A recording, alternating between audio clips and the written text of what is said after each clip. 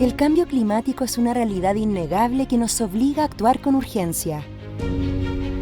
Para mitigarlo, la transformación energética se vuelve un proceso irreversible que está siendo impulsado a través de las políticas públicas en países del mundo que se sienten comprometidos con un cambio en sus modelos de desarrollo y la búsqueda de un futuro mejor.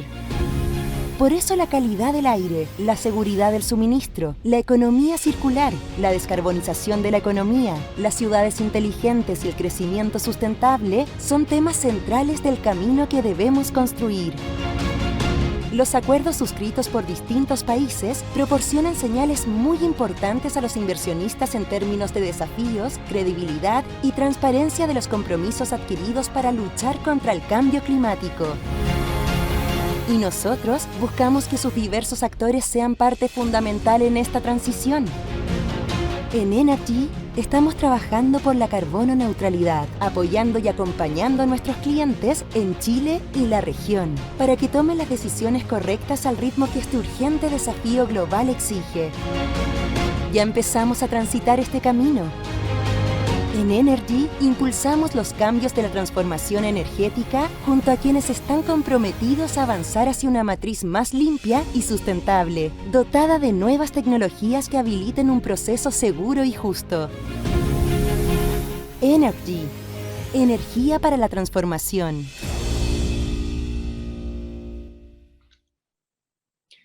Muy buenos días. Muy buenos días Primero para que nada, todas y quisiera todos. agradecer la invitación. Bienvenidos al lanzamiento del estudio Hoja de Ruta para la Transición Energética en Chile, desarrollado por Energy y promovido por el Grupo Enel. Esperamos que este espacio que se abre hoy, así como las futuras instancias contempladas a lo largo de este trabajo, nos permitan avanzar con una mirada común y constructiva hacia un Chile carbono neutral. El objetivo de este proyecto es generar de manera inclusiva junto a todos ustedes los escenarios y medidas adicionales que requiere Chile para continuar la senda de la transición energética que ha venido liderando el gobierno junto a las empresas y apoyar el cumplimiento de los compromisos asumidos por el país en la reducción de emisiones al 2030 y al 2050. Junto con los beneficios ambientales de la transición energética, esta se convierte también en un impulso para la reactivación económica, la generación de empleos y para la competitividad del país en un marco de sostenibilidad. Dada entonces la relevancia de este proceso, resulta indispensable una política pública que oriente la acción de todos los actores. Tenemos el convencimiento de que esta es una oportunidad para entablar un diálogo sobre los temas que aún no hemos discutido y reflexionar sobre el avance que hemos logrado en relación a generación renovable, descarbonización, eficiencia energética, electrificación de usos finales, resiliencia de las redes, movilidad sostenible, hidrógeno verde, almacenamiento, entre otros. Al costado derecho de sus pantallas tienen disponible una sección para que nos hagan llegar sus preguntas, las cuales abordaremos al final de este taller. A continuación, me gustaría presentar y dejar con ustedes a Daniel Salazar, socio director de Energy y ex director ejecutivo del Coordinador Eléctrico Nacional, quien estará liderando este y los próximos talleres en el marco del estudio. Buenos días, Daniel, bienvenido. Muy buenos días, Fernanda.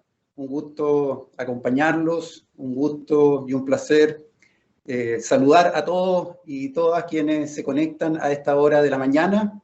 Y bueno, ya lo indicaba Fernanda en la introducción, los desafíos que tiene el país son enormes, las metas que se han formulado son del todo ambiciosas y cómo no querer contribuir desde nuestra vereda a liderar este proceso, a convocar a la industria, a hacer que ojalá un amplio espectro de stakeholders, organizaciones civiles, el mundo privado, el mundo público pueda contribuir, pueda aportar a esta discusión para que dibujemos ese camino. El dibujar el camino no es fácil, no hemos formulado metas ambiciosas, como he dicho, pero el punto es cómo llegar, qué curvas hay que tomar, qué atajos hay que visualizar en el camino y cómo se puede acelerar este proceso es un objetivo en sí mismo. Así que un placer acompañarlos y encantado de poder liderar este proceso desde Energy. Muchísimas gracias, Daniel. Ya vamos a estar contigo y si te parece vamos a indicar cuál será el programa que revisaremos el día de hoy. Para el inicio de este taller de lanzamiento, entonces, tenemos un saludo de Claudio Huepe, ministro de Energía, quien nos entregará un mensaje de bienvenida al evento. A continuación, tenemos el honor de contar con las palabras de Maysa Rojas, ministra del Medio Ambiente, quien nos dará la visión del gobierno en manera de transición energética y también de carbono neutralidad. Luego contaremos con el mensaje de Mauricio Betzekere, director de América Latina del Grupo Enel. Posteriormente tendremos un panel de conversación sobre los desafíos de la transición energética que contará con la participación de Fabrizio Barderi, gerente general de Enel Chile, Paola Tapia, directora de Transporte Público Metropolitano y ex ministra de Transporte y Telecomunicaciones, y José Tomás Morel, gerente de estudios del Consejo Minero. Luego, Daniel Salazar liderará la presentación que resume cómo se desarrollará este proyecto y para finalizar contaremos con una ronda de preguntas y respuestas donde tendremos interacción con la audiencia. Le queremos recordar que todo el material que se proyectará hoy junto con la grabación del evento será enviado por correo electrónico a todos los participantes. Dicho esto, entonces, damos la bienvenida al ministro de Energía, Claudio Huepe. Muy buenos días a todas y a todos. Un saludo desde Punta Arenas, donde estamos trabajando una agenda de desarrollo energético regional. Para este gobierno, la transición energética es un elemento fundamental de su programa. La transición energética que no solamente queremos que sea acelerada, pasando por todos los sectores, el eléctrico, también el industrial, el transporte, sino que además queremos que sea justa. Y para que sea justa debemos articular una compleja combinación de factores económicos, sociales y ambientales. Es por ello que es tan importante la participación de todos los actores, el diálogo y el debate, y les deseo que tengan una excelente jornada de trabajo hoy día, avanzando en estos temas de tanta importancia. Agradecemos el saludo del ministro y a continuación le damos la bienvenida a Maysa Rojas, ministra del Medio Ambiente. Muy buenos días. Primero que nada quisiera agradecer la invitación a hablar hoy día sobre transiciones justas.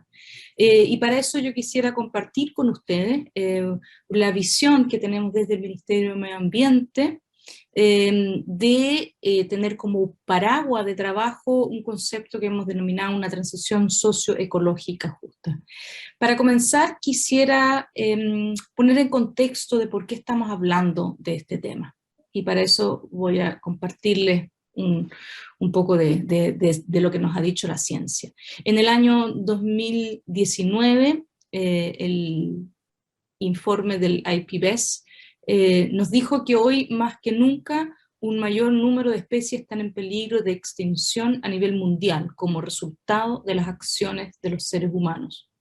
En promedio, alrededor de un 25% de las especies, tanto de grupos animales como plantas, están amenazados, lo que se traduce en que tenemos aproximadamente 1 millón de especies en peligro de extinción en este momento.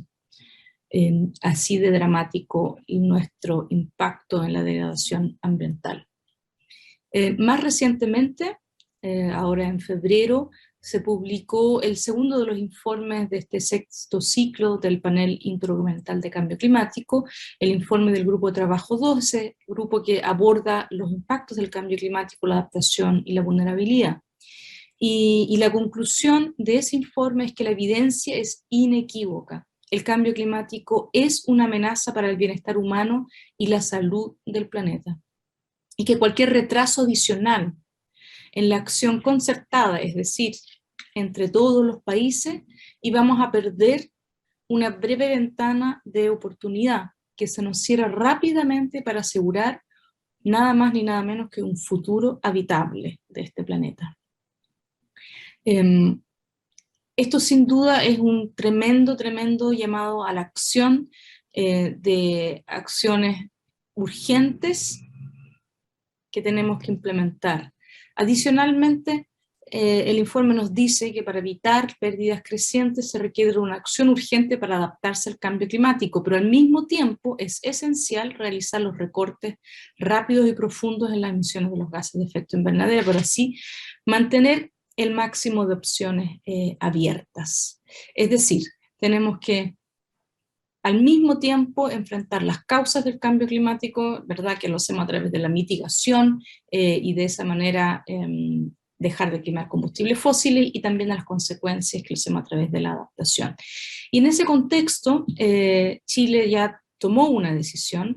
Chile se comprometió a ser carbono neutral después de firmar el Acuerdo de París, y hoy día tenemos una ley que está pronto a promulgarse. Y también en ese contexto tenemos un nuevo gobierno que dice que va a ser el primer gobierno ecologista de la historia de Chile, y por lo tanto le corresponde al Ministerio de Medio Ambiente dotar de contenido a este gobierno ecologista. Y para nosotros esto significa que debemos buscar construir un nuevo modelo de desarrollo, donde el foco de las inversiones cambie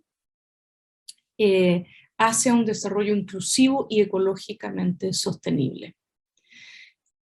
Entonces tenemos en este momento un norte, sabemos a dónde queremos llegar, ¿verdad? Queremos a más tardar el año 2050 ser carbono neutral y resiliente al clima. Entonces, hemos desarrollado en el Ministerio de Medio Ambiente, hemos definido de que para este nuevo modelo de desarrollo necesitamos de una transición socioecológica justa, y quisiera explicar esto a través de una figura que también está sacada del informe del IPCC. Lo que vemos acá es una flecha de tiempo, ¿verdad? Donde está el hoy y está el futuro. Y aquí es donde estamos hoy. ¿Y esto qué significa? Significa que estamos en un mundo que ya se ha calentado 1,1 grados, ¿verdad? Que tiene esta degradación ambiental que mencionábamos antes, que acaba de vivir una pandemia, que ahora tiene una guerra, donde en el caso de Chile llevamos más de una década de sequía, donde hubo un estallido social, así que ese es el hoy donde estamos. Y para el futuro uno podría tomar distintos caminos. Podríamos tomar distintos caminos, pero nosotros ya definimos que queremos un camino en el fondo que sea resiliente al clima, ¿ya? Definimos que queremos estar acá. Y eso está definido hoy en día además en una ley. Ahora, para llegar ahí, ¿por qué queremos llegar ahí? No solamente queremos llegar ahí para hacerle frente al cambio climático, sino que porque esto significa llegar ahí a un desarrollo que sea resiliente al clima, significa bienestar para los chilenos y chilenas, significa baja pobreza, ecosistemas saludables, significa también equidad y justicia, significa obviamente bajo calentamiento, logramos limitar el calentamiento a 1,5, y en general significa una sociedad con menos riesgo. Y para eso, bueno, tenemos que efectivamente adaptarnos y mitigar, pero también vamos a tener que realizar varias transiciones sistémicas y en algunos casos transformaciones. Y pensar en transiciones requiere acordar un diagnóstico, delinear un futuro deseado, establecer un proceso, un camino, un recorrido. Y solamente como para que quede bien claro por qué queremos estar aquí, porque el otro camino, ese camino rojo, significa un mundo y un Chile con altos niveles de vulnerabilidad, de pobreza, de ecosistemas degradados. Obviamente no logramos limitar el calentamiento, así que un mundo que se calienta mucho, de alto riesgo, en que no paramos las emisiones de gases de efecto invernadero y tenemos incluso maladaptación.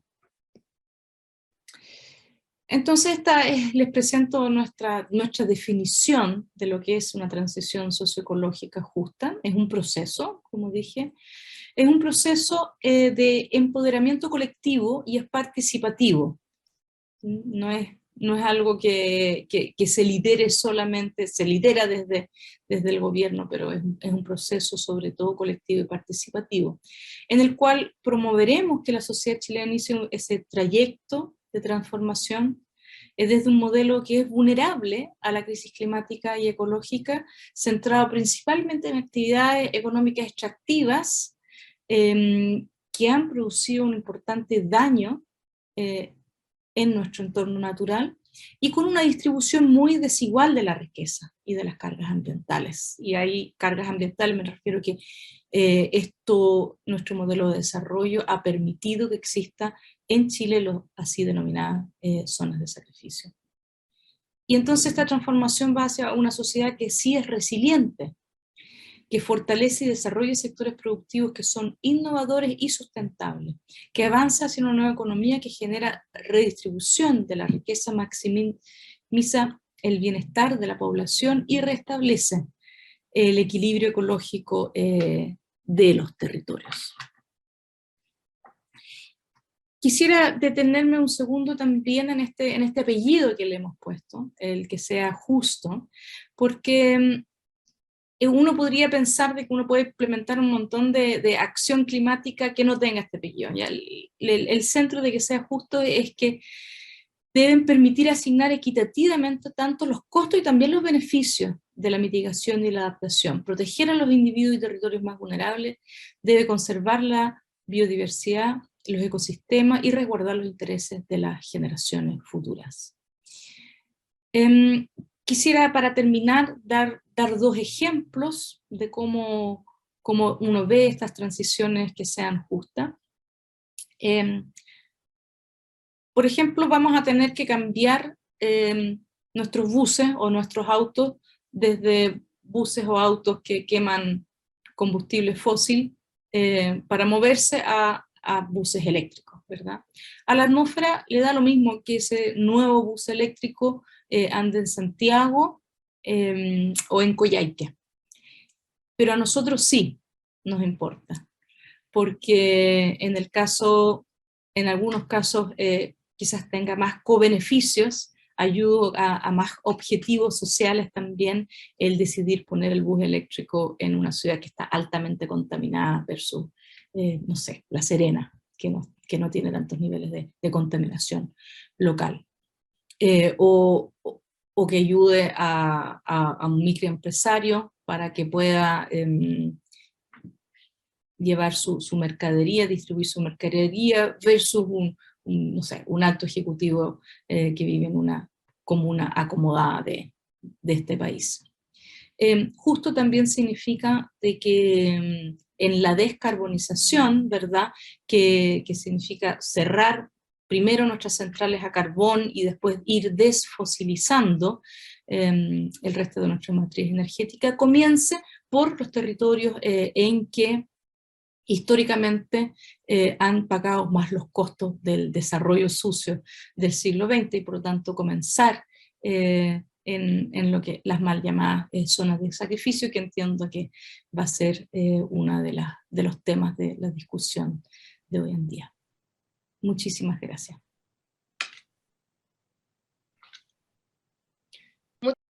Gracias, ministra, por su intervención y por los mensajes relevantes que nos ha entregado.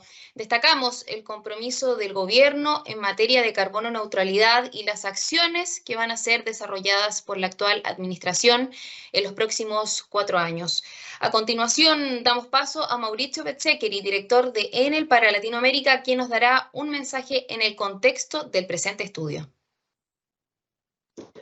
Estimadas y estimados, buenos días a todas y todos. Personalmente quiero agradecer para que todos vosotros juntos con nosotros podemos empezar este camino en la definición de lo que es la transición energética para Chile. Esto nos alegra que en este tipo de actividad se han convocado distintos stakeholders, también el gobierno, multilaterales, sector privado, gremios, ONG y evidentemente la academia.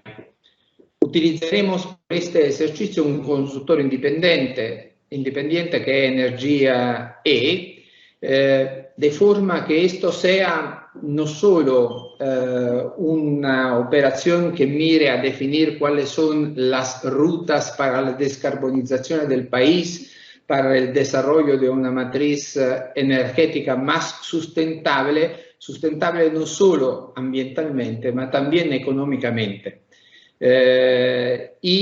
Por eso utilizaremos el consultor Energie E, que nos ayudará con su competencia a diseñar estas trayectorias. En realidad, sabemos que los fenómenos de cambio climático impactan no solo Chile, no solo la región, mas son fenómenos mucho más globales. A este respecto, nosotros en Chile estamos experimentando desde mucho tiempo una prolongada sequía que va más allá de los normales ciclos de niños y niñas, con un impacto tanto por el sector energético como para la disponibilidad de aguas para las personas, para los utilizos domésticos. È evidente che in Cile un dato objetivo è che el sector energético impacta por un 78% de las emisiones de gas a efecto invernadero. Es por lo tanto necesario y urgente intervenir para modificar esta matriz energética, moviéndonos mucho más en las direcciones de una matriz renovables. Evidentemente la descarbonización no pasa solo a través de las energías renovables, es decir, a través de una nueva forma de generaciones, que para Chile nueva no es, pero también aumentando y imprimiendo un cambio también en los consumos. Ese es el motivo por el cual también nosotros creemos que el proceso de electrificación, es decir, la extensión del utilizo de energía eléctrica por otro uso no convencional, como el caso del transporte eléctrico, son la forma más eficiente y eficaz para proceder en la descarbonización. Es evidente también que siempre hablando de hábito de consumo, se hará siempre más importante puntar también sobre la eficiencia energética. Chile, por la región, una vez más, es un punto de referencia. Sabemos que Santiago cuenta ya con millares de buses eléctricos que circulan en la ciudad, pero evidentemente no es suficiente. No solo el transporte público, ma también el transporte privado tiene que moverse en esta dirección. Ma también la electrificación de los hogares es otro elemento fundamental. Para hacer esto es evidente que generación, hemos visto las energías renovables, modificaciones de ámbito de consumo, ma también un elemento muy importante es la digitalización de las redes, porque todo esto, sin tener una redes eléctrica muy resiliente, no se puede evidentemente proceder rápidamente en la dirección de la electrificación. Es evidente que, por lo tanto, iremos juntos con Energie diseñando posibles trayectorias para esta sustentabilidad de nuestros sistemas energéticos y considerando el sistema energético como un habilitador de muchas más actividades, la contribución de la regulación será un elemento fundamental porque decimos que en esta transición energética no falta la tecnología ya está, ya existe. Ma es evidente que tenemos que aplicarla en manera eficiente, también por eso mirando a lo que son los mecanismos regulatorios que fueron diseñados en su tiempo por un sistema de generación, transporte y distribución distinto de lo que se está concretando en esta transición energética. Por lo tanto, cierro este saludo porque estoy convencido que todos juntos podremos dar una contribución porque este país, el Chile, sea más competitivo, porque evidentemente todo esto tiene que llevar también a un menor costo de la energía, a una presencia de la energía más pervasiva en las sociedades y también, mirando a los que está pasando en este momento en Europa, una seguridad de suministro energético se transforma en un elemento importante para las familias y para los sistemas económicos. Por tanto, estoy convencido que seremos buenos compañeros de viaje todos juntos para el bien del Chile. Muchas gracias. Agradecemos a Mauricio por su intervención y destacamos su invitación a pensar juntos en nuevos modelos de desarrollo en el marco de la sostenibilidad, pensando en perspectiva de mediano y también de largo plazo a través de escenarios que optimicen el uso de recursos y también de energía construidos desde la experiencia y experticia de cada uno de los participantes. Ahora pasamos al panel de conversación donde abordaremos los principales desafíos de la transición energética. Para eso doy la bienvenida a Fabrizio Barderi, Paola Tapia y José Tomás Morel. Bienvenidos. Vamos a comenzar entonces.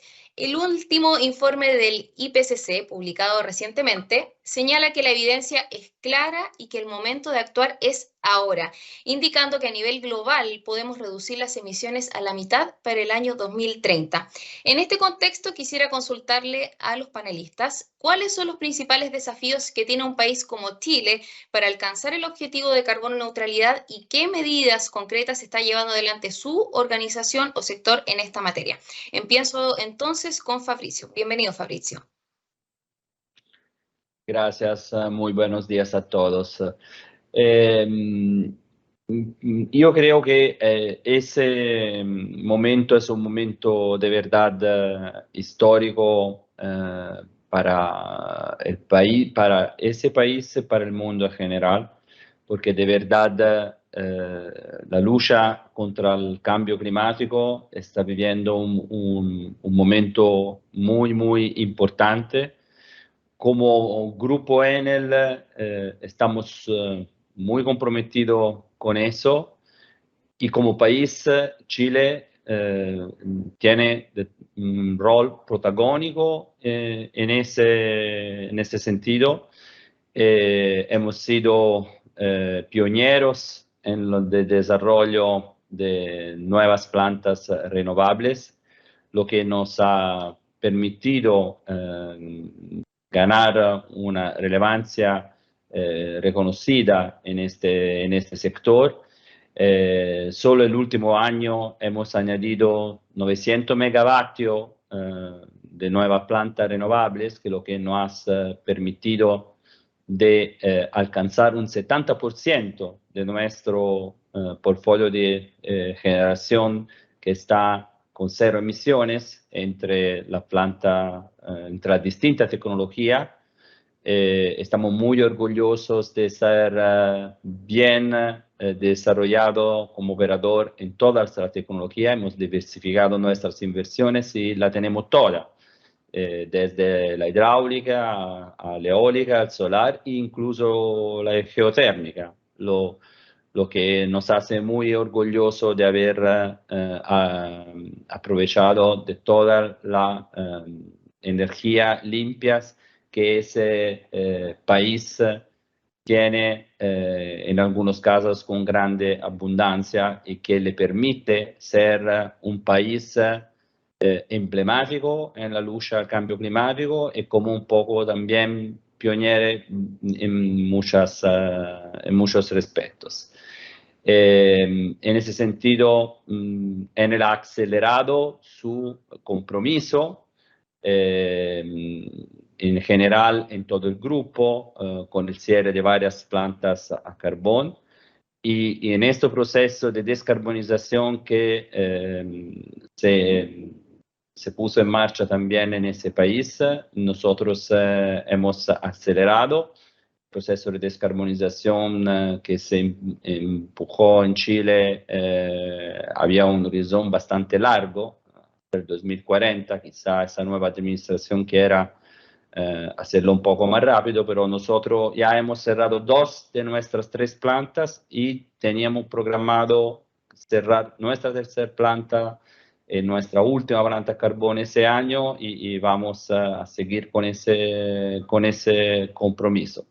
Entonces, descarbonización, desarrollo de nuevas plantas renovables, donde, como mencioné, hemos agregado 900 megavatios el último año, alcanzando 70% de nuestra matriz limpia, donde tenemos 1.700 megavatios ya en construcción y seguimos impulsando, buscando proyectos.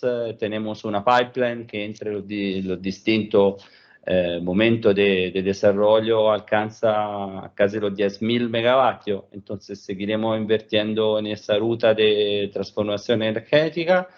Y como tercer pilar de nuestra estrategia, lo que ya mencionó también Maurizio Bezzeccheri, tenemos que empujar la electrificación del consumo. En eso no solo electromovilidad, sino que también mayor electrificación en el consumo de los hogares, como él justamente mencionó.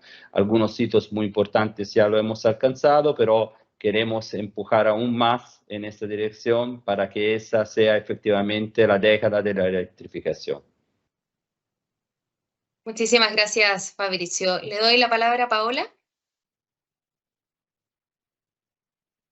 Hola, ¿cómo están? Un gusto por la invitación a compartir este panel y este encuentro. La verdad es que en términos simples podemos señalar que el desafío que tiene el mundo y que tiene en concreto además nuestro país en materia de carbono neutralidad es múltiple y tiene diversas aristas. Y por ende, a mí me gustaría focalizarme en lo que hoy día nos mueve como Directorio de Transporte Público Metropolitano, que es la electromovilidad. La electromovilidad, que cuando me correspondió ser ministra en el año 2017, en que la presidenta Bachelet me dio el honor, después de haber sido funcionaria pública por más de 15 años, haber liderado mi cartera de transporte, porque la siento como parte de nuestra, digamos, fue instalar ese concepto, porque nadie sabía en Chile qué era la electromovilidad. Y eso lo hicimos en conjunto, y es una muestra como la alianza público-privada con las empresas, con la academia, con los expertos, dio sus frutos. La anécdota es que en ese momento nos dijeron, me dijo una autoridad también, que mandaté expresamente para que fuera a ver el funcionamiento de los buses eléctricos de regreso de esa visita técnica, que no había ninguna posibilidad, que el 2017 era una fecha en la que aún estábamos muy lejos de poder incorporar la electromovilidad a nuestro sistema. Pero ¿qué dijimos? Dijimos, vamos a tomar los riesgos, vamos a avanzar, y trajimos en el año 2017, se van a cumplir este año 5 años, los primeros buses eléctricos, no ya como pilotos, sino para incorporarse definitivamente a la flota del transporte público. De ahí en adelante hemos vivido un proceso de renovación. Hoy día tenemos 772 buses eléctricos que nos colocan a la vanguardia en América Latina y a los cuales vamos a sumar 992 buses más como consecuencia del proceso de licitación. Por lo tanto, la posibilidad, ahí nos decía, a lo mejor tenemos que apurar el tranco, bienvenida sea también el desafío, pero el compromiso de la estrategia de electromovilidad, la primera, la que se construyó en el año 2017 en conjunto con el Ministerio de Energía, Transporte y Medio Ambiente, y luego ratificada el 2021, muestra que al 2040 esperamos tener entonces este concepto de un transporte público 100% cero emisiones con una flota totalmente eléctrica. De modo tal de que creemos firmemente que el transporte público es la ruta para las cero emisiones. El transporte público además permite la integración que necesitamos en estas nuevas tecnologías y por eso esperamos también cambiar lo que ha sido hasta ahora la directriz en la que hemos visto los buses red circulando por las principales arterias de la ciudad. Pero cuando vamos hacia la periferia, cuando recorremos esas otras zonas segregadas y marginadas, no vemos necesariamente los buses red. Nuestro desafío es para este año llegar ya con buses de tecnología a aquellas zonas que históricamente han sido más desplazadas en nuestro territorio y en las que necesitamos también incorporar esta nueva imagen del transporte público. Un último dato, en el 2018 hicimos una evaluación de lo que había sido la incorporación de esos buses eléctricos, la hicimos como ministerio, y arrojó que los buses eléctricos recibían una nota 6.3, siendo el máximo un 7, y siendo históricamente a esa fecha la nota obtenida por el transporte público de un 4.8. Ese 6.3 nos mostró la luz de lo que teníamos que hacer, y de lo que teníamos que hacer, reitero, en conjunto, porque esto supone también un desafío colaborativo, un desafío también de sociedad que esperamos entonces pueda seguir avanzando a paso firme.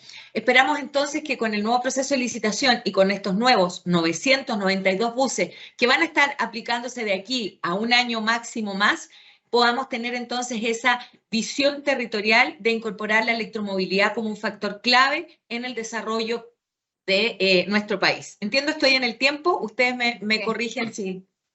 Sí, muchísimas gracias, Paola. Entonces ahora le damos la palabra a José Tomás. Hola, buenos días. También agradezco la invitación que me hizo Enel para participar en este panel. A mí como representante del Consejo Minero y por lo tanto de clientes que representan aproximadamente un tercio del consumo eléctrico del país. Nosotros como Consejo Minero, dado que estamos muy involucrados en el debate de políticas públicas, yo diría que el mayor desafío que vemos es de tipo institucional, y eso es lo que quiero explicar en los próximos pocos minutos. A ver, hasta ahora lo que hemos hecho como país en los últimos, yo diría, hace ya 10 años, cuando empezamos con la iniciativa de MAPS, pero después ya pasamos, ¿cierto?, a la estrategia climática de largo plazo, a la discusión del proyecto de ley marco de cambio climático, a las NDC, ¿cierto?, los compromisos que asume el país ante la comunidad internacional de reducción de emisiones. Siempre lo hemos hecho pensando en que alguien más en el futuro va a tener que cumplir con esas metas. Y eso ha estado muy bien, se ha hecho, creo yo, con la máxima seriedad, pero resulta que ahora ya cambió el escenario y estamos en la situación en que tenemos que empezar a cumplir con esas metas, con esos compromisos. Tenemos que hacer la bajada para que cada uno de los sectores, cada uno de los actores realmente contribuya a nuestras metas de mitigación y adaptación, y eso es distinto. Es distinto y no es fácil porque yo creo que en este país no estamos acostumbrados, creo que va a ser la primera vez en que nos vamos a enfrentar a la necesidad de cumplir metas colectivas. Esto no se trata, ¿cierto?, de que una u otra persona haga tal cosa, sino que como el país como un todo es el que debe cumplir con las metas de reducción de emisiones, y eso no es tan fácil, sobre todo porque, por ser colectiva, de hecho, los esfuerzos mayores que hagan uno alivianan de algún modo los esfuerzos que hagan otro. Por lo tanto, de algún modo, el riesgo de un comportamiento de polizón, de freerider, está presente.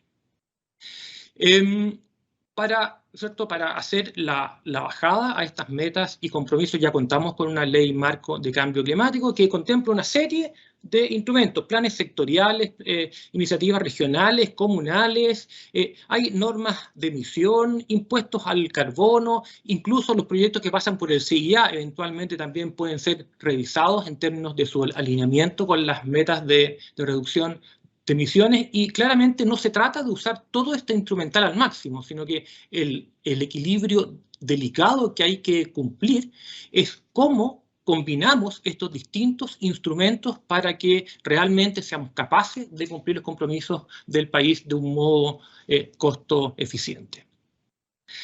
Respecto a las medidas del sector minero, a ver, algunas cifras. El sector minero representa el 7% de las emisiones del país. Esas son las cifras oficiales. Y de este 7%, que corresponden a las emisiones directas, entre un 70 y un 80% proviene del consumo de diésel asociado a los camiones de extracción minera, los CAEX. Estos monstruos de 300 toneladas, ¿cierto?, que circulan en los rajos y que mueven el mineral al interior de las faenas mineras. Y ahí la verdad es que el desafío para reducir las emisiones asociadas a estos CAEX es finalmente un desafío tecnológico. Hoy no existe la tecnología a nivel mundial que nos permita contar con camiones de bajas o cero emisiones. Lo que estamos haciendo es acelerar el cambio tecnológico junto con los fabricantes de camiones para que, ojalá lo antes posible, podamos contar con estos camiones, con estos CAEX que nos permita reducir, como ustedes vieron, ¿cierto?, la gran fracción de nuestras emisiones. Tenemos iniciativas nacionales impulsadas por Corfo, hay consorcios para hidrógeno verde, hay acuerdos de colaboración en Chile con fabricantes de camiones. También estamos participando en iniciativas internacionales del ICMM, que es un Consejo Minero Internacional. Hay otras para acelerar también el cambio tecnológico para contar con buenos sistemas de recarga de baterías en caso que los camiones con baterías sea la tecnología dominante. En fin, hoy eso es lo que estamos haciendo. No tenemos ninguna certeza de una fecha en la que vamos a poder contar con estos camiones de extracción de bajas o cero emisión, pero lo que estamos haciendo es impulsar para que ese cambio tecnológico se produzca lo antes posible.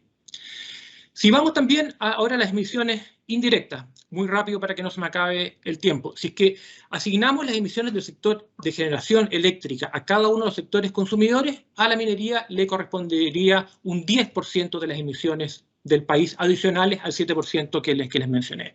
¿Qué estamos haciendo? Ahí estamos cambiando nuestros contratos de suministro por contratos que tengan como respaldo fuentes renovables. Para que tengan una idea, hoy ya un 66% de nuestro suministro eléctrico proviene de fuentes renovables. Y aspiramos a que antes de que termine la década ese porcentaje suba a un 90%. Ahí es clave, paso un recado, que funcione bien la plataforma Renova. Es una plataforma que ustedes posiblemente conocen, creada por el coordinador eléctrico, y lo que permite es poder certificar, poder tener la información oficial de que las emisiones de alcance 2, las emisiones indirectas de los clientes, bajan en la medida que se van contratando con fuentes renovables. ¿Ya? Es importante que esa plataforma ya esté funcionando a cabalidad, con información actualizada, y que finalmente permita alimentar a la autoridad para tener la información oficial. Todo lo anterior, ustedes lo pueden ver incluso en nuestra página web, se resume en metas de reducción de emisiones individuales por cada una de las empresas socias del Consejo Minero, de forma tal que estamos ahí abiertos al escrutinio del público para que vayan verificando la ambición de nuestras metas y esperamos que en el corto plazo también puedan ir verificando el cumplimiento de estas metas. Muchísimas gracias, José Tomás. Vamos entonces a la segunda pregunta. De acuerdo a la Agencia Internacional de Energía, las emisiones globales de dióxido de carbono relacionadas con la energía aumentaron un 6% durante el año 2021. En el caso particular de Chile, el factor de emisiones de gases de efecto invernadero del sistema aumentó un 5% del año 2021 respecto a 2020, motivado principalmente por el escenario de estrechez. En este sentido, la pregunta para ustedes es la siguiente. ¿Estamos viviendo un retroceso en materia de la lucha contra el cambio climático o las cifras responden más bien a un escenario de recuperación post-COVID, estrechez del sistema energético y alza global de commodities? Y en esa misma línea, ¿cuáles son, según su visión, las claves para acelerar la acción climática? Fabrizio. Bien, en parte seguramente ese rebote justamente fue relacionado, como tú justamente comentaste, con una recuperación económica que se dio a nivel mundial después del año más afectado por la pandemia, que fue el 2020 justamente. Y en ese sentido hay situaciones distintas país por país. Hablando de Chile, probablemente acá el tema no fue solo esa recuperación, sino que también el efecto de una situación muy particular de sequía, de extrema sequía, de estrechez energética, que alguien ve relacionada también al tema del cambio climático. Aquí es como un círculo vicioso lo que se puede producir, porque el cambio climático ya está afectando nuestra propia hidrología. Probablemente sí, si uno ve los últimos años, que cada año se está poniendo más seco y con una senda bastante clara de reducción del aporte hidrológico que es tan vital y tan importante en ese país como en el resto del mundo. Entonces allí sí, se puede producir incluso un círculo vicioso porque con la falta de agua, con baja hidrosidad, hay que producir con un mayor recurso de las termoeléctricas, como fue el año pasado, y eso fue el caso particular de Chile. Eso, de todas formas, no representa, creo, ni en Chile ni a nivel mundial como una situación de stop, de parada a la lucha del cambio climático. Al revés, tenemos que acelerar en esa lucha y en las medidas que corresponden para ser más eficaz en esa lucha contra el cambio climático. En eso yo creo que lo que mencionamos también antes, desarrollo muy fuerte de renovables, nos permitirá reemplazar la termoeléctrica. En eso no hay problema. El desarrollo de la tecnología se vio como fue muy fuerte, muy también conveniente desde un punto de vista económico, que finalmente hace más de 10 años las nuevas renovables parecían algo muy particular, muy de niche, mientras que se han vuelto en pocos años como los grandes protagonistas de la matriz energética, impulsando el cambio, impulsando una transición energética que sea también beneficiosa desde un punto de vista económico. Y con todo el sistema, el desarrollo ahora que se viene con el almacenamiento, nosotros también ahora estamos desarrollando proyectos renovables con baterías, y con eso se puede alcanzar la carbono neutralidad en el sistema eléctrico, yo creo, en bastante pronto y bastante adelantando los targets de largo plazo que no hemos puesto.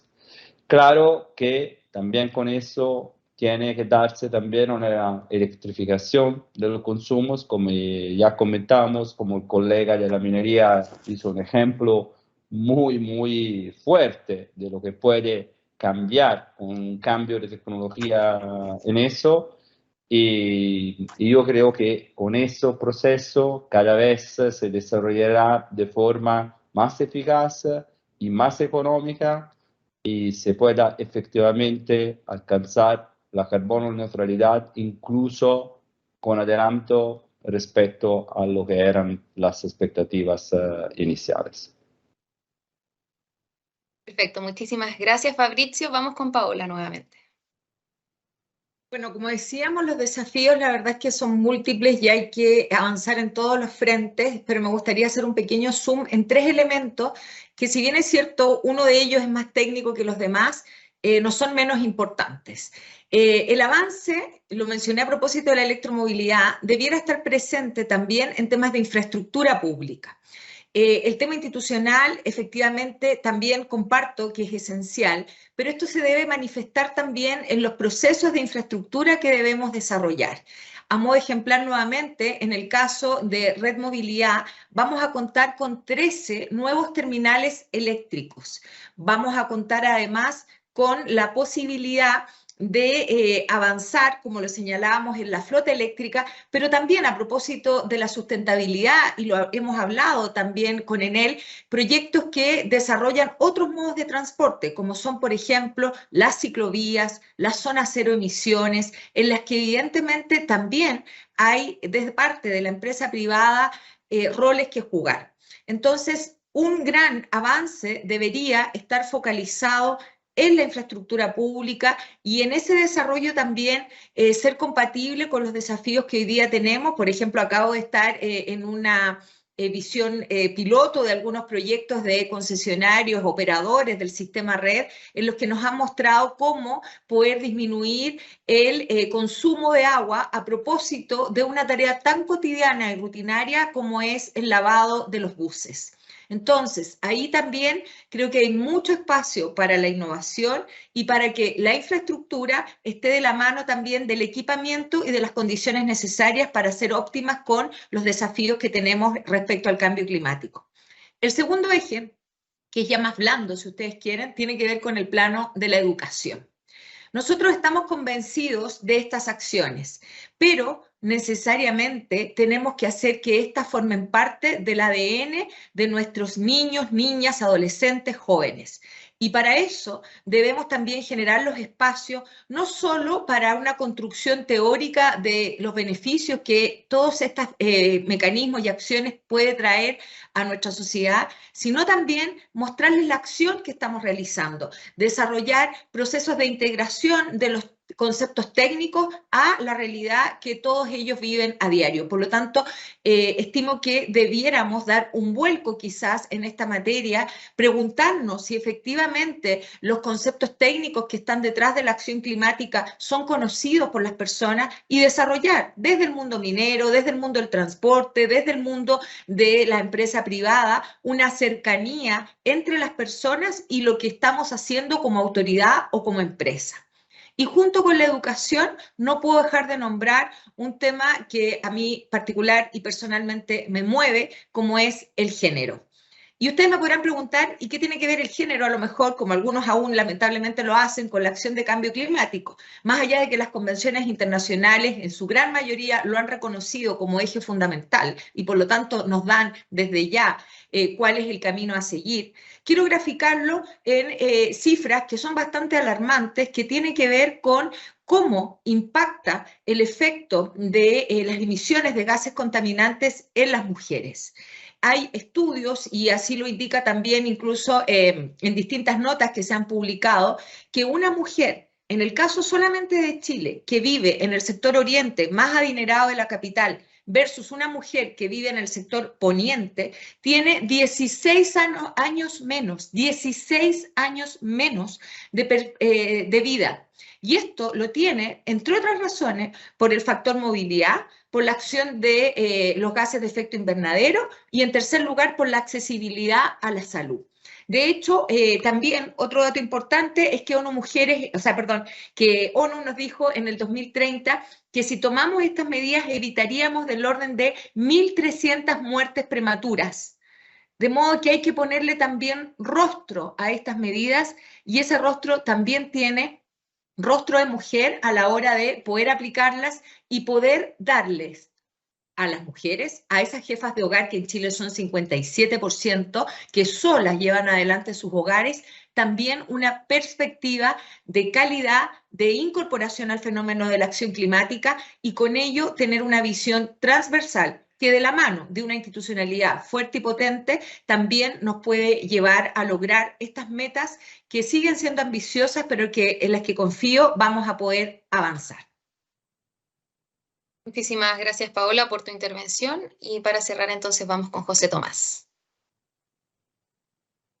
Gracias. A ver, la primera pregunta, ¿cierto? Si es que el aumento del factor de emisión había sido coyuntural o es parte de una tendencia. Ya antes algo respondieron. Yo pienso que es coyuntural. Pero creo que es importante porque de todas maneras nos llama a cierta moderación en las expectativas. Quizás muchos pensaban que bastaba la instalación de energía renovable para que automáticamente el factor de emisión tendiese a reducirse siempre. Y la verdad es que esa es la tendencia de largo plazo, pero el sistema eléctrico es más complejo que la mera instalación de energía renovable y por lo tanto podemos encontrarnos con estos episodios en que pese a esa mayor instalación de energías renovables nos encontramos con algunos periodos de aumento de factor de emisión. Ahora, respecto a ¿qué podemos hacer para acelerar la acción climática? Creo que lo primero, y tiene que ver con lo que dije recién, no es solo voluntad. Creo que no le hacemos un favor a la acción climática si simplemente nos dedicamos a fijar metas y ambiciones cada vez mayores y que no cuenten con un buen sustento. Nosotros estamos muy de acuerdo con que Chile quiera asumir un cierto liderazgo mundial, incluso en ser más ambicioso en la acción climática, pero no debemos perder de vista que lo que haga Chile en términos de reducción de emisiones no impacta el clima. Por lo tanto, está bien participar, ¿cierto?, en discusiones internacionales y empujar para un mayor nivel de ambición, pero tiene que ser de todo el mundo. No sacamos nada con que Chile tenga metas mucho más ambiciosas que el resto del mundo, porque, dado el tamaño de Chile, evidentemente eso no tendría efecto en el clima. También yo creo que es importante para acelerar la acción climática estar consciente de los costos. Muchas veces se dice, ¿cierto?, que hay medidas que tienen beneficios netos, medidas de mitigación que tienen beneficios netos. Sí, es cierto eso, pero también hay otras medidas que tienen costos netos. No basta con que incluso los beneficios netos de algunas medidas sean tan altos o mayores que los costos de las otras medidas, porque para lograr las metas que tiene el país, de todas maneras vamos a tener que implementar medidas que sí tienen costo. Y creo que es bueno que tomemos conciencia de eso y que no pensemos que basta simplemente de nuevo con la buena voluntad para que esas medidas se implementen, porque muchas de ellas, insisto, van a tener costos y costos importantes. Tampoco creo que debemos perder de vista que la acción climática es tanto mitigación como adaptación. Todos sabemos, ¿cierto?, que la reducción de emisiones está relacionada con las medidas de mitigación, pero también como país tenemos que ser muy responsables con nuestra gente, con nuestras actividades productivas y preocuparnos de la adaptación, lo que de nuevo también involucra recursos.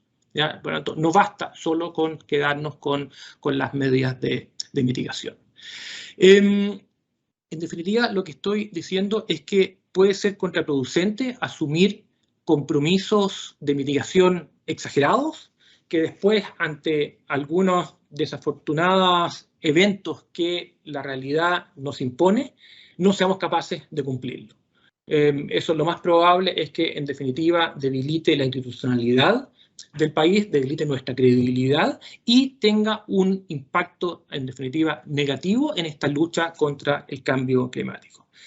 Quizás el ejemplo más evidente e incómodo de lo anterior es el retiro de centrales a carbón. Tenemos un calendario, no me gustaría calificarlo de ambicioso o de poco ambicioso, pero hay un calendario que de algún modo algunos lo han leído como un calendario rígido. Las centrales deben salir en las fechas estipuladas en ese calendario. Bueno, resulta ahora que ante una coyuntura de sequía, de dificultades de logística con el diésel y por tanto ante un riesgo incluso de racionamiento eléctrico para este año, riesgo que además vivimos el año pasado, se está contemplando entonces la postergación del retiro de algunas centrales a carbón, lo que evidentemente ha generado mucho ruido, mucho desgaste y en definitiva también se ha puesto como en duda la credibilidad de ese calendario. Por lo tanto, tenemos que planificar las acciones de mitigación y también las de adaptación en base a expectativas y a reglas razonables que den cuenta de los cambios en la realidad. En definitiva, ¿qué es lo que estoy diciendo? Yo creo que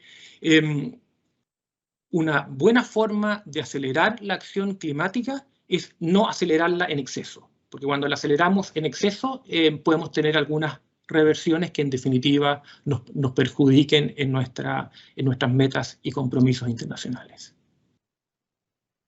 Perfecto. Fabrizio, Paola y José Tomás, con esto entonces finalizamos este panel de conversación. Muchas gracias por sus intervenciones que nos han ilustrado una visión con respecto al desafío de la transición energética y también del objetivo de carbono neutralidad. A continuación, entonces, damos paso a Daniel Salazar, quien nos acompañará nuevamente para hacernos la presentación del estudio Hoja de Ruta para la Transición Energética en Chile. Daniel.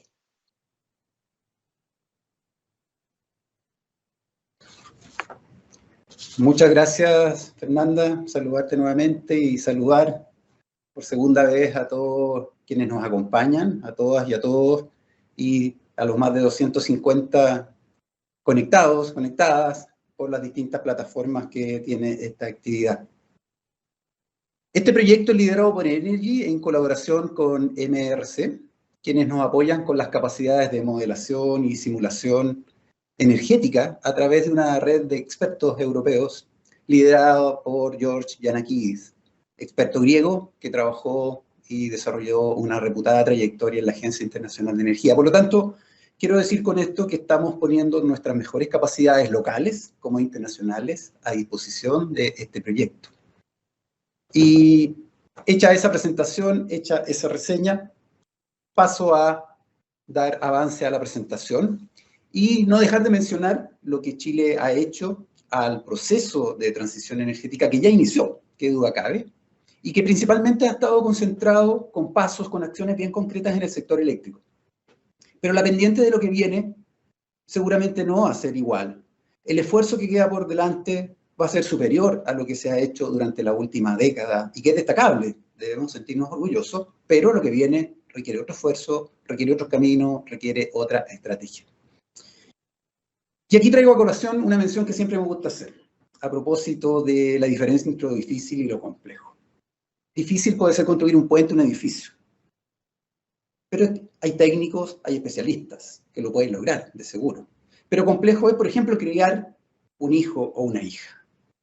¿Y por qué hago esta diferencia? Porque el proceso de transición energética de seguro está en la categoría de lo complejo. No basta con uno o con muchos expertos. Debe ser un proceso colectivo donde hay que calibrar, donde hay que ponderar distintas dimensiones, distintas variables, y por lo tanto está en esa categoría de lo complejo. ¿Cuál ha sido la motivación? Y a propósito de lo complejo. A esto hacía referencia la ministra Maisa Rojas, y ya la evidencia científica es suficiente. Los reportes del IPCC, no dejan duda. La amenaza del cambio climático sobre el bienestar humano y la salud del planeta es inequívoca. La evidencia es contundente y suficiente. Las personas y los ecosistemas que tienen la menor capacidad de respuesta son y serán lamentablemente los más afectados. El aumento de las olas de calor, sequía, inundaciones ya se vuelven repetitivos y nos comenzamos negativamente a adaptar de alguna manera o a acostumbrar a que esto sea frecuente, sea común y ocurra permanentemente. Pero ¿cómo ha evolucionado el mundo? Si hacemos un ejercicio retrospectivo. ¿Y cómo ha evolucionado la energía primaria en el mundo? Tenemos muchas décadas de sostenido crecimiento de las fuentes fósiles y las nuevas energías recién comienzan a aparecer durante la década pasada. Quiebra la tendencia, comienzan a aparecer a fines de la década pasada, pero con un ajustado 3% en lo que es energía renovable, variable principalmente. Mientras que a nivel global, más del 84% es energía primaria que proviene de fuentes fósiles. Por lo tanto, esa es la realidad, esa es la foto actual. Si nos trasladamos algunos años hacia atrás, a mediados del siglo XX aproximadamente, esa menor cantidad de información que estaba disponible por allá por el año 65, estamos hablando del año 1965, solo para fijar un punto de referencia, donde con menos información o con muy poca información, la energía fósil estaba concentrada en muy pocos países, como pueden ver ustedes en el mapa que se presenta en la lámina que está a la vista. Donde Canadá, por ejemplo, Brasil destacaban dentro de los pocos países que a esa fecha aportaban información. Y Chile bajo el promedio, afortunadamente a esa fecha bajo el promedio. ¿Qué ha ocurrido en la fecha más reciente? Esa misma foto ha cambiado porque hoy día tenemos más data, tenemos más conciencia, hemos levantado mucha más información, pero se hace visible la mayor cantidad de países y regiones con mayor consumo, en particular la región sudamericana y en particular Chile, están por sobre el promedio del mundo a nivel global.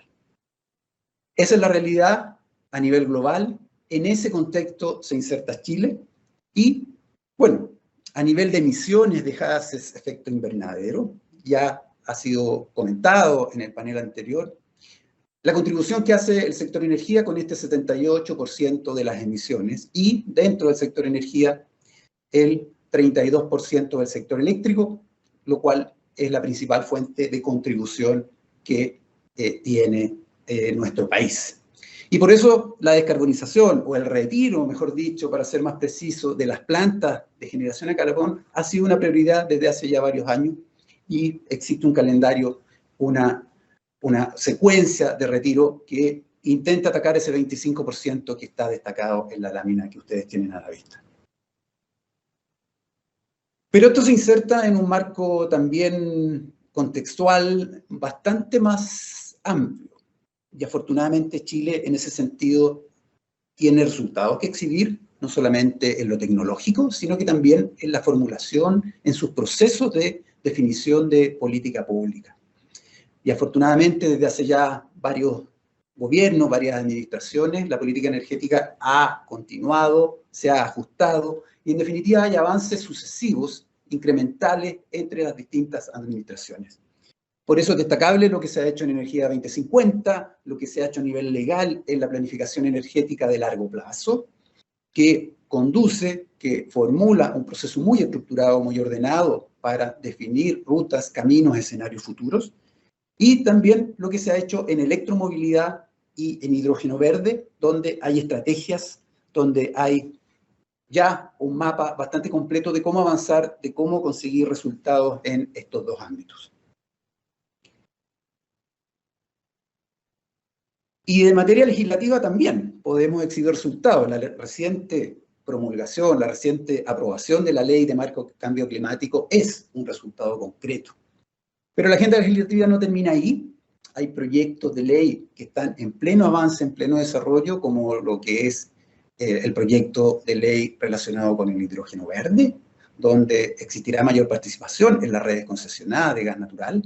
Lo que tiene que ver también con el proyecto de ley de almacenamiento, donde habrán pagos a las inyecciones y a la disponibilidad de este tipo de recursos, donde también se incluye beneficios o ajustes a centros de consumo relevantes que puedan tener autogeneración híbrida con energía renovable y baterías que puedan hacer un buen seguimiento de la curva de esos consumos.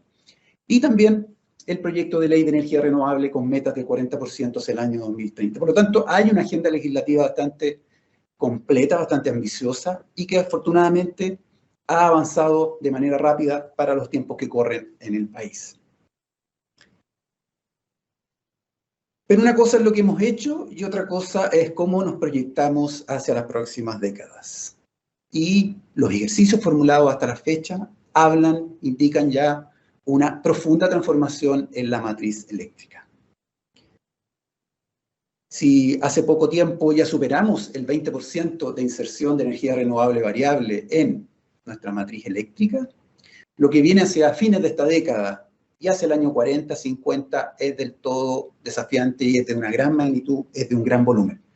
Pero, muy importante destacar, a propósito de la mención que hacía José Tomás Morel, es cómo generar condiciones habilitantes que están en un amplio espectro de soluciones o de ámbitos, ¿ya? Que no solamente tecnológico, en algunos casos existe suficiente tecnología, esta es madura, esta es de bajo costo, pero no basta con aquello probablemente y hay que ver caso a caso cómo se avanza para que los porcentajes de inserción de las nuevas energías limpias puedan masificarse y crecer a gran escala. Por eso hablamos de condiciones habilitantes, que es mucho más que un problema tecnológico, es mucho más que contratos de tipo PPA o condiciones comerciales para que esto ocurra.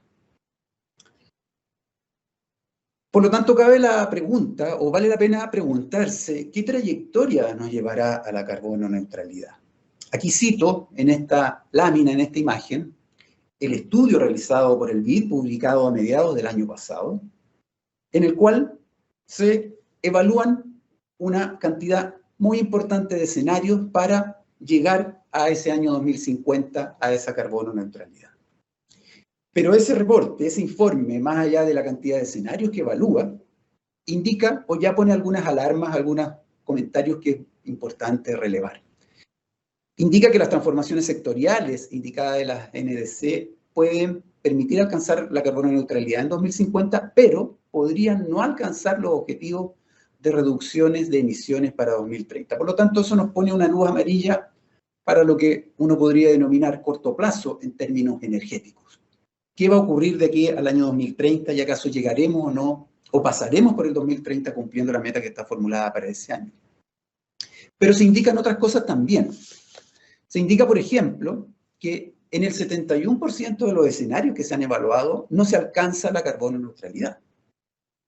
Se indica también en este informe que existe riesgo de no alcanzar la carbono neutralidad producto del bajo nivel de secuestro de bosques, producto del aumento de la tala e incendios forestales, a lo cual se suma la baja electrificación en el transporte. Por lo tanto, son sucesivas, son variadas las advertencias que nos pone este estudio del BID y que he querido comentar a propósito del proyecto en el cual estamos nosotros trabajando.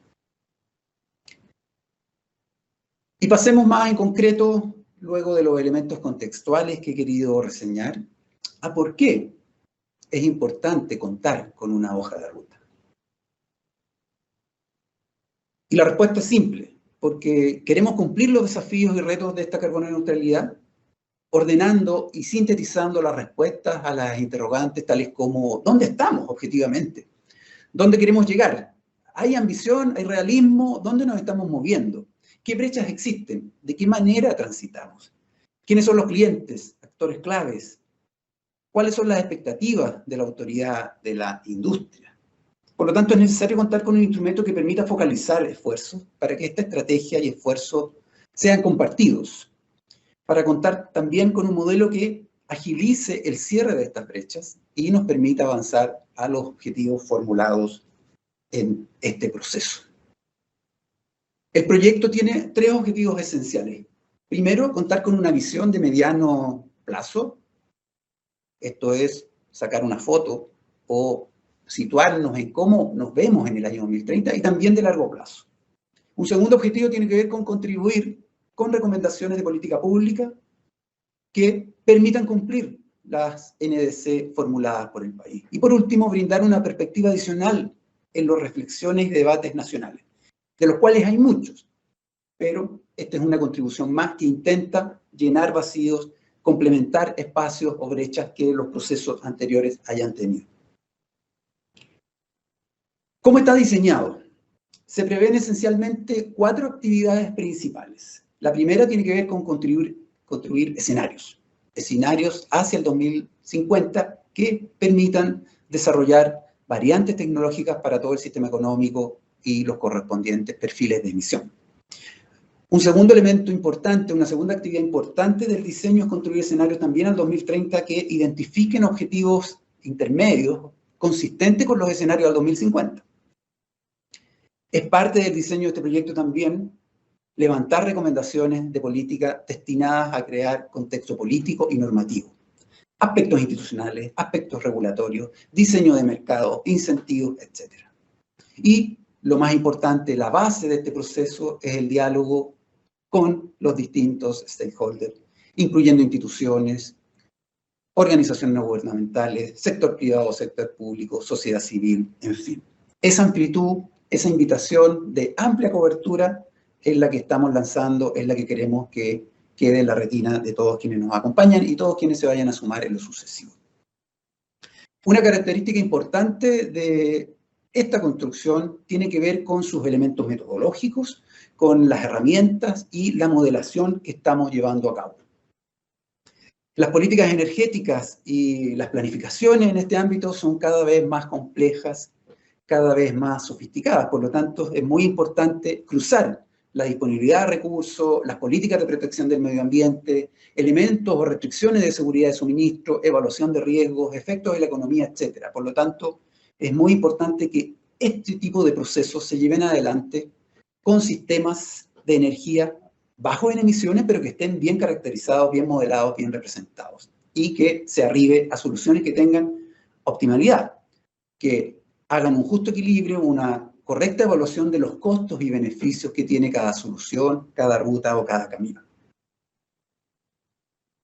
Para esto, como indicaba al inicio de mi presentación, estamos apoyados en una de las principales, o la principal herramienta a nivel mundial, que es el modelo TIMES.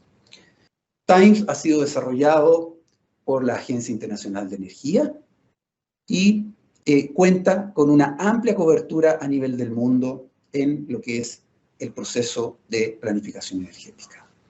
Este modelo ha sido desarrollado por el Energy Technology System Analysis Program de la Agencia Internacional de Energía y cuenta con la participación de más de 21 países y una fundación sin fines de lucro. Constituye una red de equipos de modelación energética de casi 70 países que usan la familia de modelos Markov TIMES. Y como ustedes pueden ver en el mapa que está en la lámina que presentamos, la cobertura es de suficiente amplitud y eso nos da garantía de que estamos utilizando la mejor herramienta o estamos poniendo a disposición los mejores recursos de modelación para este proyecto. ¿Y qué instituciones utilizan TIMES? Bueno, ahí hay un pequeño resumen de quiénes son los usuarios, quiénes ocupan este tipo de herramientas, como USAID, la Agencia Internacional de Energía, el Departamento de Energía y diversas universidades, instituciones y organizaciones. La estructura de este modelo permite considerar todos los pasos que sufren las fuentes primarias de energía a través de la cadena de procesos que la transforman, que la transportan y que la distribuyen, y que en definitiva convierten la energía primaria en servicios energéticos para los consumidores o para la demanda. Por lo tanto, tenemos vectores de producción suficientemente bien caracterizados en términos de sus perfiles, las tecnologías, sus eficiencias, sus factores de planta, etcétera, etcétera, etcétera. Los parámetros económicos de costos relevantes, por cierto, también están muy bien detallados, muy bien modelados, para aplicarlos a los distintos sectores de la economía, no solamente el sector eléctrico, sino que los otros, de los cuales menos hablamos, o de los cuales a lo mejor no le dedicamos tanta atención, como los sectores residencial, agricultura, transporte, servicios, etc. Por lo tanto, estamos ocupando herramientas de primer nivel para obtener los mejores resultados posibles para este proceso, para este proyecto. ¿Cuáles son los próximos pasos? Con esto me acerco al final de la presentación. Estamos construyendo, o estamos terminando de construir, mejor dicho, nuestro caso o escenario base, que está calibrado, que está ajustado a los ejercicios, los procesos más recientes que se han formulado por parte de la autoridad, Ministerio de Energía y los procesos que éste impulsa. Por lo tanto, estamos en el cierre de esa calibración, de ese ajuste más fino, para tener ya a disposición este escenario o caso base. ¿Qué viene a continuación? Que es la invitación que surge a partir de este lanzamiento. Viene la discusión y revisión de los resultados con autoridades, stakeholders. Vienen también en las próximas semanas y meses mesas temáticas con una convocatoria amplia para la definición de escenarios alternativos. Viene un despliegue focalizado de las palancas clave para acelerar esta transición. Viene también un trabajo intenso en la identificación de instrumentos tecnológicos, regulatorios y de mercado para que esta transición sea fluida y costo-efectiva. Viene también una identificación de qué desarrollo, qué infraestructura se requiere, qué nivel de digitalización de la red se demanda para apoyar la participación de la demanda y de este modo pasar a vectores de energía bajos en emisiones. Con esto termino. Con los hitos del proyecto, comentar que llevamos ya varios meses trabajando con el equipo que lideramos. Este proyecto arrancó a fines del mes de diciembre del año pasado, donde ya nos hemos entrevistado, ya hemos convocado a un conjunto importante de stakeholders. Hemos trabajado también con el Ministerio de Energía, quien gentilmente nos ha facilitado, nos ha apoyado en la construcción de este escenario base a partir de los procesos que ellos mismos han liderado. Hoy día estamos en este workshop de lanzamiento y a partir de este lanzamiento viene el despliegue de las mesas temáticas de la construcción de escenarios para que nos volvamos a reunir, por allá por el mes de junio esperamos, con un taller de presentación de escenarios del trabajo que despleguemos durante lo que resta de abril y el mes de mayo. Por lo tanto, la invitación siguiente está ubicada por allá por el mes de junio de este año. Y a partir de ese taller, evaluar los escenarios, evaluar los resultados, levantar propuestas de política pública que nos conduzcan al taller de cierre o al taller final de presentación de resultados a fines de julio, tal vez durante la primera semana del mes de agosto. Por lo tanto, ese es el itinerario, ese es el contenido del proyecto a grandes rasgos, y muy contento de participar en él y de convocar, de invitar, de estimular esa participación a través de los distintos canales que ya hemos hecho y los que vengan por delante para las próximas actividades, para las próximas convocatorias que tenemos. Así que con eso finalizo mi presentación y le devuelvo la palabra a Fernanda. Muchas gracias. Muchísimas gracias a ti. Tal como nos indicó Daniel, todo esto contempla una serie de mesas de trabajo donde se abordarán temáticas específicas que resulten de su interés. Entonces, les pedimos, por favor, que puedan responder la temática que sea de su preferencia. A partir de la información que ustedes nos proporcionen, conformaremos las mesas temáticas. Los detalles del contenido, fechas y modalidad serán indicados posteriormente a través de correo electrónico. Al lado derecho de su pantalla tienen un módulo de votación que deben pinchar, y ahí se van a desplegar las distintas opciones y deben seleccionar las temáticas. Vamos a revisarla. El número 1 es el futuro de la matriz eléctrica y el rol del almacenamiento IGD. La opción número 2 es el rol de los combustibles fósiles en la matriz energética. La número 3 son las transformaciones en la demanda de energía. Número 4, relevancia de la eficiencia energética. La temática número 5, movilidad sostenible y aspectos críticos. Tema número 6, rol de la distribución y transmisión, modernización y también digitalización. El número 7 es desafíos de la industria. El número 8, modelos de producción sostenible. El tema número 9, economía circular y gestión de residuos. El número 10, soluciones para sectores difíciles de descarbonizar. El número 11, adaptación del sector no energético. Y finalmente, el tema número 12, financiamiento climático, instrumentos financieros. Es muy importante entonces que nos entreguen su opinión, porque a partir de esta información, reitero, conformaremos las mesas temáticas que iremos desarrollando más adelante. Y es el momento de escucharlos a ustedes también, y a partir de ahora damos inicio al espacio para que nos indiquen las distintas consultas que pueden haber surgido sobre este trabajo. Les recordamos que tenemos una sección habilitada en la plataforma donde nos pueden hacer llegar sus inquietudes si es que todavía no lo han hecho.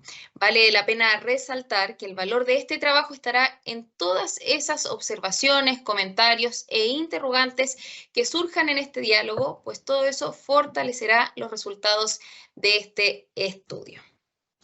Ahí estamos viendo entonces las distintas opciones que han ido marcando ustedes a través de este módulo de votación que está desplegado en el lado costado derecho de su pantalla. Ahí estamos viendo entonces los distintos temas y las distintas opciones que ustedes han ido seleccionando en estos minutos.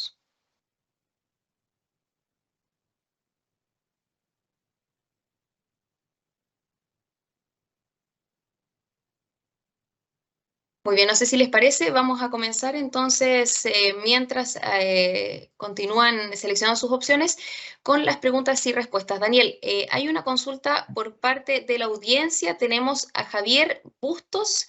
Javier, por favor, te pido prender tu cámara y también habilitar tu micrófono. Sí, bueno, muchas gracias. Ha estado muy interesante todas las exposiciones y la conversación que se ha dado, y realmente un gusto que nos hayan invitado a CENOR a participar aquí. Y la consulta que tengo un poco para Daniel es a partir de muchas de las cosas que él mismo mencionaba, que son procesos que se han ido dando. La planificación energética a largo plazo, la política energética del 2050, todos los procesos del NDC, tienen una serie de supuestos, una serie de acciones, y cómo va este proceso de hoja de ruta a conversar con esto.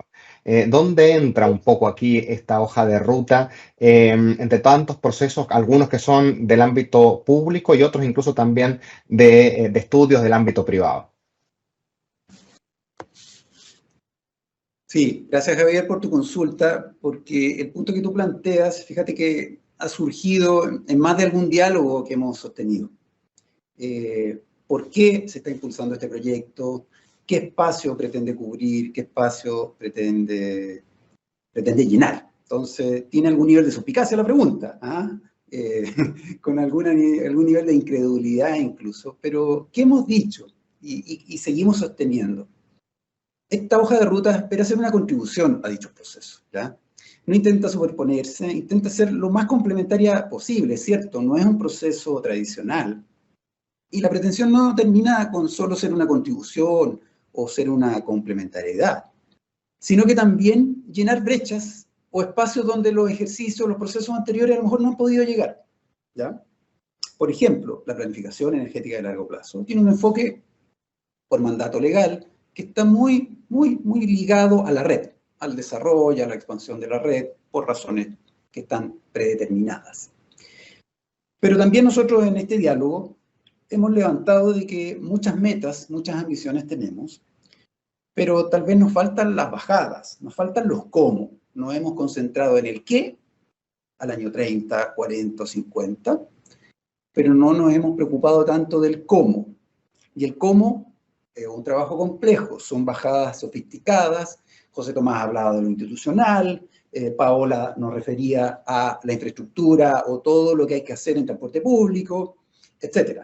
Entonces esos cómo son muy importantes, intentar relevarlos en este diálogo y tratar de sacar el máximo de información de las opiniones y los aportes que podamos levantar. Hay un camino que recorrer. Tal vez no es muy grato enfrentar costos, hacerse cargo de restricciones, de barreras, ¿no? Puede que sea un trabajo menos grato, menos glamoroso, pero es importante relevarlo, y de cómo generar condiciones para que esta transición ocurra. O sea, y no quedarnos en la mirada de la bandera que queremos clavar en 20, 30 años más. Por lo tanto, volviendo al origen de mi respuesta, es un trabajo, es un proceso, un proyecto que intenta complementar, que intenta hacer una propuesta para las autoridades y estos tomen decisiones en su formulación de políticas públicas. Perfecto. Ahora tenemos una consulta que nos llegó a través de la plataforma. ¿Cuál sería la transición energética propuesta y cuáles serían los beneficios económicos reales para los consumidores de energía? Bueno, no existe aquí una fórmula. Vuelvo a mi reseña de lo complejo, de lo difícil y lo complejo. Y estando en la categoría de lo complejo, este es un proceso que requiere una construcción colectiva. Por lo tanto, no va a ser una empresa, no va a ser un consultor, no va a ser un equipo de expertos el que defina cuál es esa ruta, cuál es esa transición. Este es el resultado al cual aspiramos llegar de fruto o como fruto de este proceso. Por lo tanto, la respuesta es simple, porque no tenemos la varita mágica, no tenemos la fórmula secreta, y la queremos construir o la queremos intentar buscar, intentar encontrar en este proceso, para que los consumidores efectivamente vean en esta transformación los beneficios que le va a reportar en términos de precio, acceso, estándares, calidad de vida distintos a los que tienen actuales, y me refiero con eso a los consumidores de tipo residencial. Ni hablar de consumidores industriales, que obvio van a tener otros desafíos de competitividad en la medida que los países, las economías o los productos sean evaluados por sus atributos, y de nuevo, esta transformación, esta transición le va a dotar a esos consumidores industriales de mayores niveles de competitividad en el mundo, en el futuro que proyectamos. Vamos a la siguiente pregunta. En caso de riesgo de racionamiento de electricidad, ahora o en el futuro, ¿se dará preferencia al objetivo de descarbonización o a evitar tales racionamientos? Mira, esa es una pregunta muy contingente. No quiero eludir la contingencia, pero la mirada de este proceso es larga. O sea, estamos mirando los próximos prácticamente 30 años, esta década y las dos siguientes. Dicho eso, no me quiero apartar o no quiero eludir, insisto, la pregunta de lo que está ocurriendo. Y lo que está ocurriendo en nuestro país no debe dejar de ocuparnos y preocuparnos en términos de, por ejemplo, qué va a hacer del uso de los recursos hídricos durante los próximos años. ¿Con qué supuestos? ¿Con qué consideraciones estamos proyectando el futuro? ¿Cuánto le creemos a lo que nos indica el IPCC? ¿Cuánto le creemos al cambio climático o no? Y lo digo no con ironía, a propósito de lo ocurrido el año pasado, de lo que está ocurriendo este año y de las alarmas que están encendidas para gestionar, manejar el nivel de estrechez que tiene el sector eléctrico, la industria eléctrica en particular.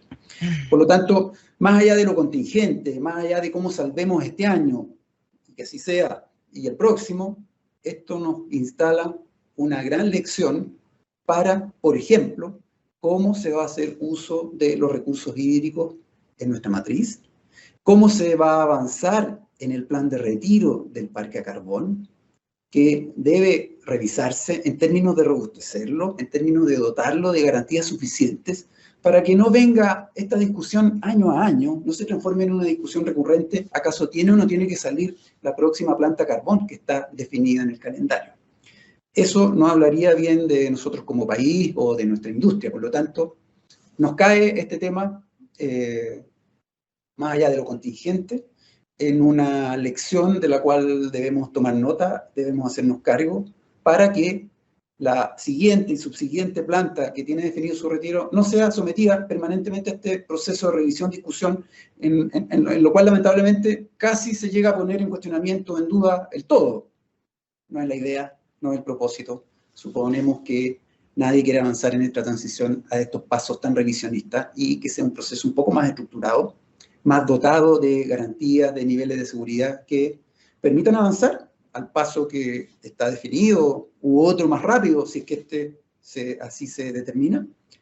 Por lo tanto, el plan de retiro de las plantas de carbón, nosotros entendemos que no está en duda, pero que hay que dotarlo de más condiciones, de más factores de seguridad. Perfecto, vamos a otra pregunta. ¿Cómo consideran ustedes el rol de las interconexiones energéticas internacionales en la transición? Según ustedes, ¿existen las condiciones habilitantes para ello en términos institucionales, de visiones, etcétera? Mira, cuando nos comparamos con otros países, la cantidad de recursos que tiene Chile es bastante más modesta, cuando nos vamos a países o economías desarrolladas, donde la mayoría de estas, o de estos, cuentan con interconexiones profundas. Nosotros tenemos una integración energética o gasífera con Argentina, que data desde ya un par de décadas, un poco más, y que, bueno, ha tenido distintos ciclos, altos y bajos. Ahora está, afortunadamente, o venimos saliendo de un momento alto, lo que ha ocurrido en el periodo estival, en el verano, y que es un tremendo soporte, un tremendo apoyo para las necesidades locales que tiene el país. Pero no solamente las gasíferas, sino que supongo que la pregunta también se refiere a las eléctricas.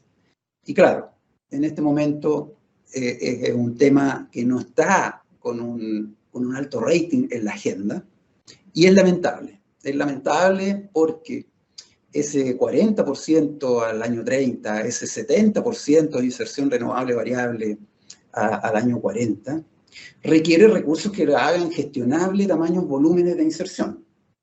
Y las interconexiones, por lejos, son un factor, una tremenda palanca, una tremenda herramienta que te va a dar esas capacidades de gestión. No son auspiciosos los tiempos que corren, lamentablemente por distintas razones internas de cada país y del nuestro también, porque a lo mejor fuimos más promotores de esos niveles de integración eléctrica cuando teníamos algún nivel de escasez de proyectos, la situación cambió favorablemente, tenemos un buen volumen de proyectos que están buscando conexión, contratación, y no tenemos un balance que nos haga deficitario en términos bien macro dicho. Por lo tanto, reconociendo su utilidad, reconociendo lo importante que son y la necesidad que vamos a tener de recursos que nos permitan gestionar energía renovable variable, es lamentable que no esté hoy día en la agenda ese tema con tanta fuerza como estuvo en el pasado. Con todo, lo vamos a considerar, que no quepa duda. Esto ya ha sido mencionado en algunas reuniones, en algunos encuentros que hemos sostenido, y no solamente para beneficiarnos de ellas en términos de dotarnos de más seguridad, sino que hay quienes promueven sueños más ambiciosos todavía, como es exportar energía al resto de la región. Y bueno, esa mirada larga, grande, que a mí me gusta en lo personal, ha sido mencionada, ha sido puesta en el material que hemos recogido. Muy bien, tenemos otra consulta de la audiencia. Tenemos a Analía Rojas. Analía, te recuerdo prender la cámara y habilitar tu micrófono para hacer la pregunta. Muchas gracias, Daniel. Muchas gracias a todos y al debate. Bueno, yo creo que ha quedado claro que precisamente este debate ya no es si Chile podrá lograrse tener una matriz eléctrica 100% renovable, sino cuándo. Particularmente ACERA, la Asociación Chilena de Energías Renovables y Almacenamiento, encargó el año pasado un estudio referido precisamente a la trayectoria de desfosilización y transición energética. Está, por cierto, disponible en el sitio web de ACERA. Y este estudio muestra que es posible retirar centrales a carbón en una fecha en torno al 2030 y las centrales de gas y a diésel en torno a una fecha entre el 35 y el 40, siempre y cuando se realicen ciertas inversiones y cambios regulatorios que son adecuados. Uno de los escenarios puntuales de retiro, analizando el 2025, y a propósito del proyecto de ley que está hoy día en discusión en el Congreso, muestra que para que el retiro de este carbón no incremente los costos de operación del sistema, a los que hacíamos referencia antes en la conversación, y se mantengan las condiciones de seguridad, especialmente en el menor aporte hidroeléctrico, se requiere por lo menos la instalación de 18 gigas de potencia renovable en 4 años. De estos hay hoy día 10 aproximadamente en carpeta o 11, pero evidentemente por el contexto de la fecha no sería posible instalar almacenamiento, concentración solar de potencia y eventualmente geotermia. Luego tenemos otro análisis que dice que el retiro del carbón sería posible al 2030, pero en este caso, adicionalmente a los 10 gigas, esto que hablábamos hacia el 2025, se deben instalar 12,5 más de renovables con por lo menos unos 3,5, 3,6 gigas de sistemas de almacenamiento de larga y de corta duración. Entonces, ya sabemos el punto, digamos, de cuántas son las tecnologías y la cuantificación de esas tecnologías. La pregunta que tengo para ti, Daniel, es cómo pensamos hacer el despliegue de estos gigas, ¿no?, que te mencionaba, en el territorio y con el acuerdo de las comunidades, con una nueva constitución, con una institucionalidad que es como la que es, y con el déficit evidente y acumulado de planificación territorial que creo hay hoy día en el sector energético. Los proyectos de generación renovable, la transmisión, todos los elementos que permitan en el fondo este despliegue, ¿cierto?, de energías renovables en el territorio, deben convivir armónicamente con las comunidades y la ciudadanía, y por eso la pregunta es si ustedes ven necesario en el fondo una institucionalidad que la regule, que la oriente, que zanje los acuerdos de dónde y con qué condiciones vamos a desarrollar, a construir y a operar estas inversiones necesarias para la transición energética. Esto personalmente es una de las mayores preocupaciones que creo tenemos como asociación, y que será entender la mirada y la bajada, ¿no?, de qué es lo que tenemos que hacer este año y los próximos 3 para organizar esta planificación del territorio. Gracias, Daniel. Gracias, Analía. Has tocado un tema crítico que, fíjate que, para ser sincero, no ha sido puesto en la ronda, en la recopilación que hemos hecho, y tampoco lo veo en el debate público, para ser justo. Y coincido contigo, o sea, es crítico abordarlo no solamente para los objetivos de ACERA, sino para las metas que tiene el país, ¿ya? O sea, esto escapa o excede, crece una o más sectores de la industria o asociaciones que la representan. Y de hecho, una de las gráficas que yo presentaba mostraba esto en su dimensión, porque si vamos a llegar al año 30 con cuotas del 40% más, y al año 40 superiores, 70% más.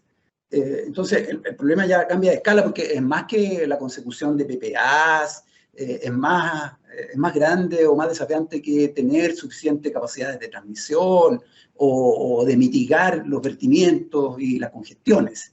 O sea, es mucho más que eso. Estamos hablando de capacidades institucionales que deben ser distintas, procesos de participación y consulta de otros estándares, coordinaciones intersectoriales superiores a las que se conocen a la fecha. Y esto me traslada por ejemplo, lo que veíamos hace 15 años atrás aproximadamente, a propósito de cómo salir de la crisis del gas natural argentino. Estábamos por ahí por el año 2005, 2008, en plena implementación de lo que se llamaba la Ley Corta 2 de ese entonces. Entonces venían las nuevas plantas a carbón y la pregunta no era muy distinta, o la interrogante no era muy distinta respecto a dónde, a cómo se podían desarrollar estos proyectos.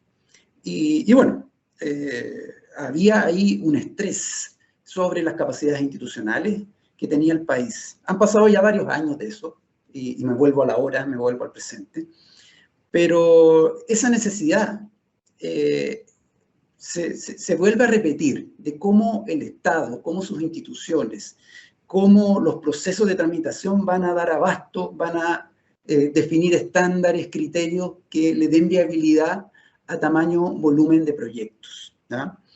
Y si esto fuese poco, hay que agregar y no dejar de mencionar el proceso constitucional que está en curso, en donde seguro va a tomar tiempo aplicar y lubricar los diferentes engranajes que se van a definir a partir de la nueva Constitución, en un Estado que tomará decisiones en forma cada vez más descentralizadas. Entonces, eso le agrega o le dobla la apuesta al desafío que tenemos por delante. Como dicen los abogados, con todo, este es uno de los temas que probablemente no lo vamos a poder modelar, no lo vamos a poder llevar a métricas, a resultados cuantitativos, pero así como otros, de seguro constituye un gran tema candidato a ser formulado en el ámbito de la construcción del impulso de políticas públicas que deben ser impulsadas. No sé si vamos a cumplir tus expectativas en términos de tener propuestas para este año, ¿ya? Pero lo vamos a abordar y vamos a desafiar a los stakeholders. ¿Acaso tenemos medidas concretas que proponer en este sentido? Gracias, Núñez. Muchas gracias. Bueno, muchísimas gracias a ambos, muchísimas gracias Daniel por contestar esas preguntas. Tenemos más por atender, sin embargo tenemos que cumplir con la agenda y estaremos dando respuesta a cada una de ellas mediante correo electrónico. Hemos llegado al final del lanzamiento del estudio Hoja de Ruta para la Transición Energética en Chile.